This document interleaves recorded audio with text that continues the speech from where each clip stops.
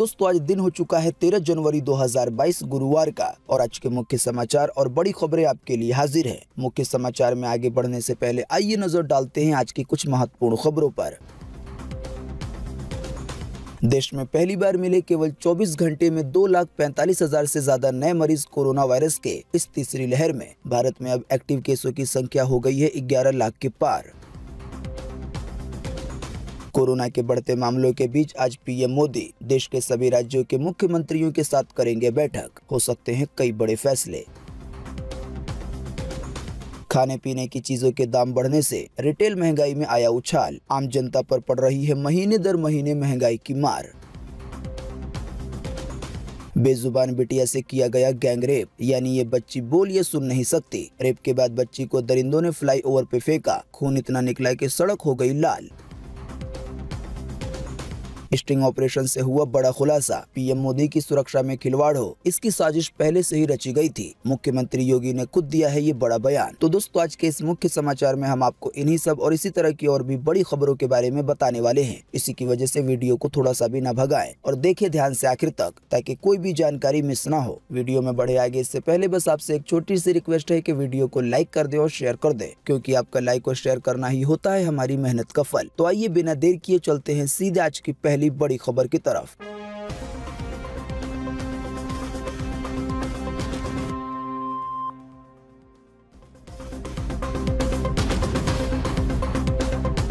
भारत में पहली बार केवल एक दिन में मिले 2,45,000 से ज्यादा नए मामले कोरोना वायरस के। इसी बीच 379 लोगों की जान गई तो 84,000 से ज्यादा लोग ठीक भी हुए। जी हां, देश में बीते बुधवार को कोरोना वायरस के लिहाज से काफी भयानक दिन रहा। तीसरी लहर में पहली बार केवल 24 घंटे के अंदर 2 लाख से ज्यादा नए केस मिले हैं। जानकारी के मुताबिक बीते रोज लगभग 24 घंटे में 2,45,525 नए मरीज मिले हैं कोरोना वायरस के। हालांकि अच्छी बात रही कि इसी दौरान 84,000 से ज्यादा लोग ठीक भी हुए हैं। साथ ही इसी दौरान यानी कि केवल 24 घंटे में 379 लोगों की जान भी गई है। इतने ज्यादा नए मामले एक साथ आने के बाद अब देश में एक्टिव केसों की संख्या 11 लाख के पार पहुंच गई है, यानी उन कोरोना के मरीजों की संख्या जिनका इलाज चल रहा है। साथ ही आपको बता दें, बीते रोज का दिन राजधानी दिल्ली के लिए भी काफी भयानक रहा, क्योंकि अकेले दिल्ली में ही 27,000 से ज्यादा नए मामले मिले हैं कोरोना वायरस के। इसी बीच महाराष्ट्र में भी काफी ज्यादा मामले देखे गए। जानकारी के मुताबिक बीते बुधवार को केवल एक दिन में अकेले महाराष्ट्र में 40,000 से ज्यादा नए मरीज मिले हैं कोरोना वायरस के। आसान सी भाषा में कहें तो करीब 75,000 नए मामले केवल इन्हीं 2 राज्यों से हैं। हालांकि साथ ही में आपको ये भी बताते चले कि दुनिया के कई देशों का हाल अभी भी भारत से ज्यादा बुरा है कोरोना वायरस को लेकर। इसकी ज्यादा जानकारी देखें अगली खबर में।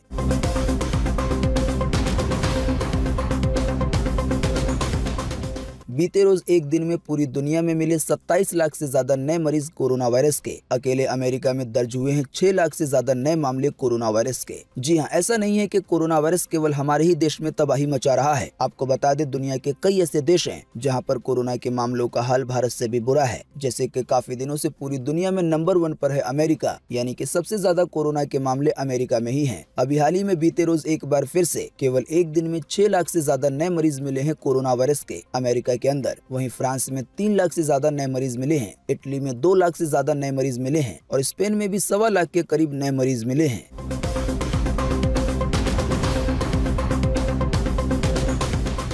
कोरोना के बढ़ते मामलों के बीच पीएम मोदी की सभी राज्यों के मुख्यमंत्रियों के साथ आज होगी बैठक। जाहिर बात है, बैठक के बाद आ सकते हैं कई बड़े बयान। जी हां, जैसा कि हमने आपको बताया कि कोरोना वायरस हमारे भारत में कितनी तेजी से फैल रहा है। खास करके दिल्ली, मुंबई, कोलकाता में हालात काफी ज्यादा गंभीर हैं। तो दोस्तों इसी बीच ये खबर आई है कि प्रधानमंत्री नरेंद्र मोदी आज यानी गुरुवार को शाम 4:30 बजे देश के सभी राज्यों के मुख्यमंत्रियों के साथ कोरोना की स्थिति पर वीडियो कॉन्फ्रेंसिंग के जरिए बातचीत करेंगे। जाहिर है, हालात का जायजा लेने के बाद कई तरह के बड़े ऐलान या कई तरह के बड़े बयान सामने आ सकते हैं। वैसे तो केंद्र सरकार की तरफ से राज्य की सरकारों को लगातार ही कोई न कोई निर्देश मिलता रहता है कि कोरोना के नियमों का सही से पालन करवाएं। हालांकि अब कोरोना के मामले हमारे देश में काफी तेजी से बढ़ रहे हैं। इसी की वजह से अब पीएम मोदी खुद देश के सभी राज्यों के मुख्यमंत्रियों के साथ बैठक करेंगे।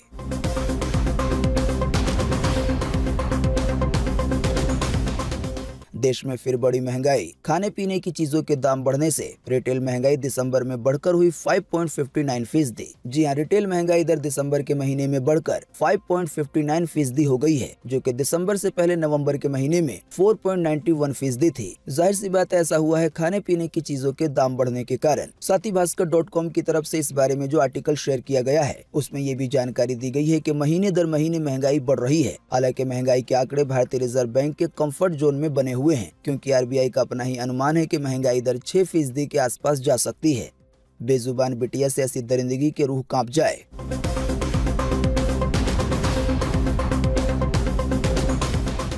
बेजुबान बिटिया से ऐसी दरिंदगी के रूह कांप जाए। गैंग रेप करने के बाद दरिंदों ने फ्लाईओवर पे फेंका। 1 घंटे तक तड़पती रही बच्ची बोल और सुन भी नहीं सकती। इसी की वजह से चिल्ला भी ना सकी। सड़क पे पड़े पड़े खून इतना बहा कि सड़क हो गई लाल। जी हाँ, दरिंदों ने एक बेजुबान नाबालिग के साथ गैंग रेप कर अलवर में फ्लाईओवर पे फेंक दिया। हैवानों ने नाबालिग मूक बधिर के साथ गैंग रेप किया, यानी कि जो बोल और सुन नहीं सकती। आपको बता दे, दरिंदगी करने वाले वहशी यहीं पे नहीं रुके। उन्होंने बच्ची को किसी नुकीली चीज से मारा और जख्मी भी कर दिया। जाहिर सी बात है, बच्ची गूंगी है, इसी की वजह से चिल्ला भी नहीं सकी। रेप करने वाले आरोपी उसे गाड़ी में लेकर घूमते रहे, लेकिन जब खून बंद नहीं हुआ तो उसे फ्लाईओवर पे ही छोड़कर भाग गए। जानकारी के मुताबिक बच्ची के शरीर से इतना खून बहा है कि 2 फीट की सड़क लाल हो गई है। फिलहाल बच्ची की हालत काफी ज्यादा खराब है, उसे डॉक्टरों ने जयपुर रेफर कर दिया है। इसी बीच ये भी खबर आई है कि नाबालिग के परिवार को सरकार से करीब 3.5 लाख रुपए की सहायता दी जाएगी। इस बात की मंजूरी कलेक्टर ने भी कर दी है। आपको बता दें, ये भयानक घटना राजस्थान के अलवर के ग्रामीण क्षेत्र की है।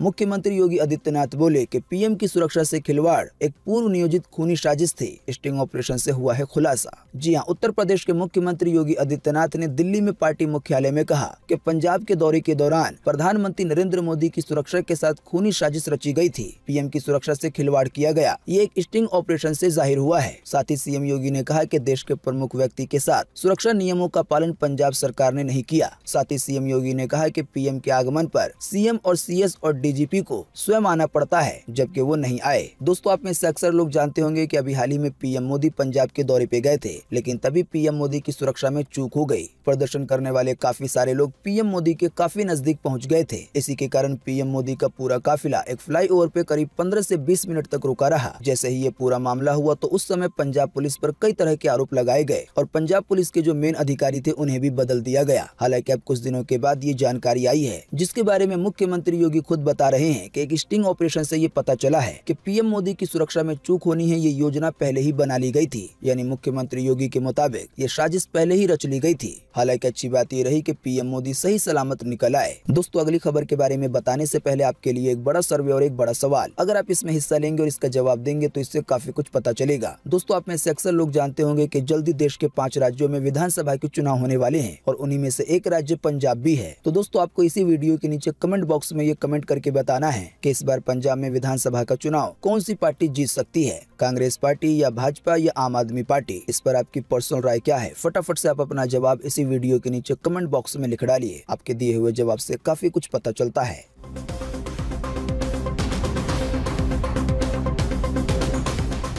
जापान और जर्मनी के पासपोर्ट हैं सबसे ज्यादा ट्रेवल फ्रेंडली और पूरी दुनिया में है नंबर 1 और नंबर 2 पर। भारत के पासपोर्ट की रैंकिंग में भी हुआ है 7 पायदान का सुधार। जी हां, पासपोर्ट रैंकिंग जारी करने वाले ऑर्गेनाइजेशन हेनली एंड पार्टनर्स ने 2022 के लिए हेनली पासपोर्ट इंडेक्स जारी किया है। इसमें एक बार फिर जापान और सिंगापुर टॉपर हैं। इन देशों के नागरिक बिना पूर्व वीजा के 192 देश की यात्रा कर सकते हैं। आसान सी भाषा में कहें तो जिसके पास जापान या सिंगापुर का पासपोर्ट है उसको दुनिया के 192 देशों में जाने के लिए पहले से वीजा लेने की जरूरत नहीं है। इसके अलावा भी कई देशों की रैंकिंग एक जैसी है। इसी की वजह से इन देशों के नागरिक बराबर देशों में वीजा फ्री ट्रेवल कर सकते हैं। हालांकि भारत की रैंकिंग पासपोर्ट के मामले में 90 के स्थान पर थी, जो इस साल 2022 में खिसक कर 83 के स्थान पर आ गई है। वहीं पासपोर्ट के मामले में पाकिस्तान की रैंकिंग 108 है। दोस्तों, जिस देश के पासपोर्ट की रैंकिंग जितनी ज्यादा कम होगी उसे उतना ही अच्छा पासपोर्ट समझा जाता है और दूसरे देशों में उसे अहमियत दी जाती है। असल में ये पासपोर्ट की रैंकिंग काफी सारी चीजों के मद्देनजर होती है, यानी कि वो देश कैसा है आतंकवाद को लेकर या और भी बहुत सारी चीजों को लेकर। तो इसी मामले में जापान और सिंगापुर टॉपर हैं। इसी की वजह से यहाँ के लोग दुनिया के 192 देशों में बिल्कुल आराम से बिना वीजा लिए भी जा सकते हैं। साथ ही आपको बता दें, भारतीय पासपोर्ट पर भी दुनिया के 60 देश ऐसे हैं जहाँ पर आप बिना पहले वीजा लिए जा सकते हैं। पिछले साल ये संख्या 58 थी। 2 देश ओमान और आर्मीनिया ने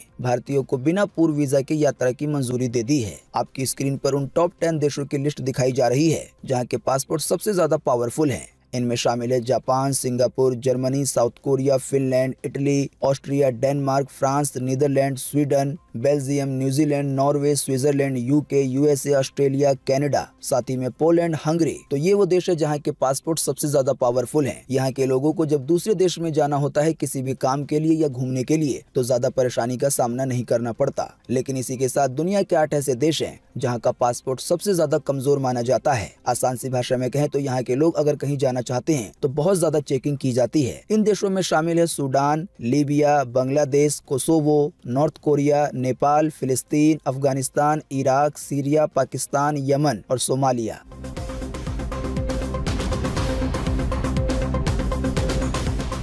चुनाव होने वाले राज्यों में कोरोना का असर है कुछ ज्यादा ही। केवल 7 दिनों में यूपी में कोरोना के केसों में हुआ है 14 गुना का उछाल। वहीं पंजाब में ये बढ़ोतरी हुई है 9 गुने। जी हाँ, उत्तर प्रदेश, उत्तराखंड, पंजाब, गोवा और मणिपुर के लिए अगले 2 महीने काफी अहम साबित होने वाले हैं। असल में इन 5 राज्यों में विधानसभा चुनाव कराए जाने हैं। हालांकि इससे पहले ही कोरोना की तीसरी लहर ने दस्तक दे दी है, जिसकी वजह से राजनीतिक दलों के सड़क पर होने वाले चुनाव प्रचार पर रोक लगा दी गई है। इस बीच चुनाव आयोग का ये फैसला काफी हद तक सही साबित होता दिख रहा है। दरअसल इन 5 राज्यों में भी कोरोना की रफ्तार जबरदस्त तेज है। अगर बात की जाए उत्तर प्रदेश की, तो जानकारी के मुताबिक उत्तर प्रदेश में केवल 7 दिन के अंदर कोरोना के मरीजों की संख्या 14 गुना हो गई है। इसी तरह से पंजाब में कोरोना के मरीजों की संख्या केवल 7 दिन में 8.5 गुना बढ़ गई है। गोवा में भी केवल 1 हफ्ते में कोरोना के मरीजों की संख्या लगभग 4 गुना से ज्यादा बढ़ गई है। इसी की वजह से ये कहा जा रहा है कि आने वाले 2 महीने उत्तर प्रदेश, उत्तराखंड, पंजाब, गोवा और मणिपुर के लिए काफी अहम साबित हो सकते हैं, क्योंकि जब लोग वोट डालने जाएंगे तो भीड़ तो होगी ही। हालांकि ये अलग बात है, सरकार अपने स्तर पर कोरोना के नियमों का पालन करवाने की कोशिश कर रही है और बाकायदा चुनाव आयोग ने भी राजनीतिक पार्टियों के लिए कोरोना से जुड़े नियम बनाए हैं।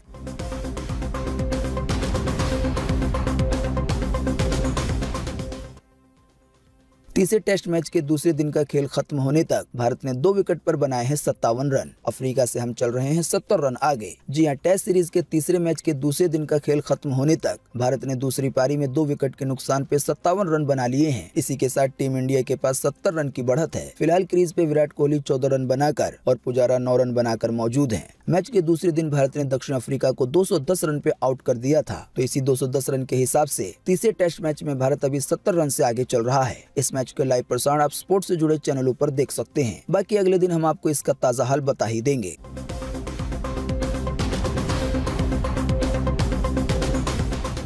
आज 13 जनवरी को पूरे देश में ये रहेगा मौसम का हाल। मौसम विभाग ने जारी किया है मौसम का पूर्वानुमान। जी हाँ, मौसम विभाग के अनुसार अगले 24 घंटे के दौरान यानी कि आज 13 जनवरी को विदर्भ में, छत्तीसगढ़ में, तेलंगाना में, उड़ीसा के कुछ हिस्सों में हल्की से मध्यम बारिश की संभावना है। हालांकि इन्हीं राज्यों में कुछ स्थानों पर ओलावृष्टि भी हो सकती है। इसके अलावा बिहार में, झारखंड में, पश्चिम बंगाल में, सिक्किम में, पूर्वोत्तर भारत में हल्की से मध्यम बारिश की संभावना जताई गई है। इसके अलावा भी आंध्र प्रदेश में, तमिलनाडु में, केरल में, अंडमान निकोबार द्वीप समूह में हल्की से मध्यम बारिश आज हो सकती है। तो अभी हमने आपको जिन भी शहरों या जिन भी राज्यों के नाम बताए हैं बारिश को लेकर, इसको छोड़कर पूरे देश में मौसम सूखा बना रहने की उम्मीद है। मौसम की ये जानकारी थी स्काईमेट वेदर की तरफ से।